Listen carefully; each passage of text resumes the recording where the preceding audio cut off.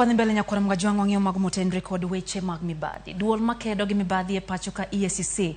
Oduoko lo manengo ne romo milion 345 ne piny owacho e kaunti ma Nakuru. Lono mabura mare no ng'adi tarik 22 dwe mokalo. Nitiere kod udi makwan gi romo 20. Kaka judito moni leron ji adek itudo kod yako lobno mano Sale Chepkole, Titus Kipkemboi, Wilson Gashanja kod kembe mokario ma itudo kod jaod bura ma Aldai Machon Jim Choge. En bura mar lowo ma osetieko higni 5 doho. Doho ma Nakuru tarik 22 dwe ma okalo ne ong'ado ni lowo no ma hao hika 5 owinjo duok ne piny owacho.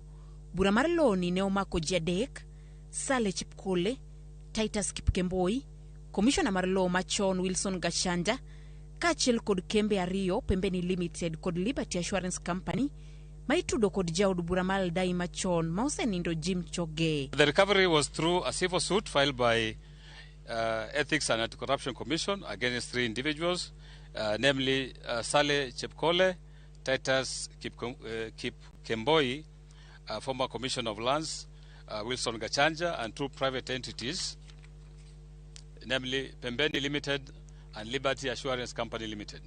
Now, both of these limited liability companies, Pembeni and Liberty Assurance Company Limited, are linked to former Member of Parliament for Aldai constituency, Jimmy Choge. Kaluore kod duol makedo ne mibadhi e pachoka, tarik 5 dwe mar 8 higa 1994, manene Komishona mar lowo Wilson Gachanja ne oloko lobno e nying ji 2 Sale kod Titus.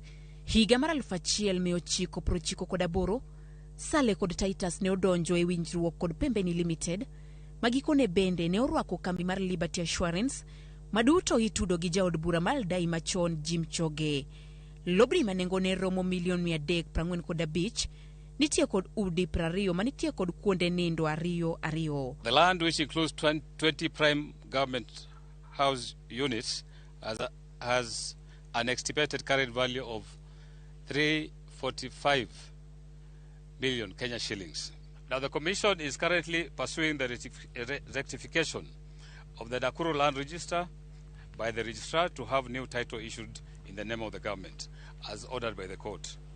Once ready, EACC will hand over the title to the government. Doho ma Nakuru ne okoni Sale kod Titus onge kod teko mar bedo wege lowno, kendo gikoni lowno winjo duok andika mare ne jagoro ma ongirore migawo mar omenda e lo piny owacho. Duol makedo kod mibadhi e pacho kae pod dhi nyime kod duoko lope moko manengo gi romo bilion 7 e kaunti no ma Nakuru. Judith Omondi, Ramogi TV. Kwa mbele nyakora mga juang ateri e kaunti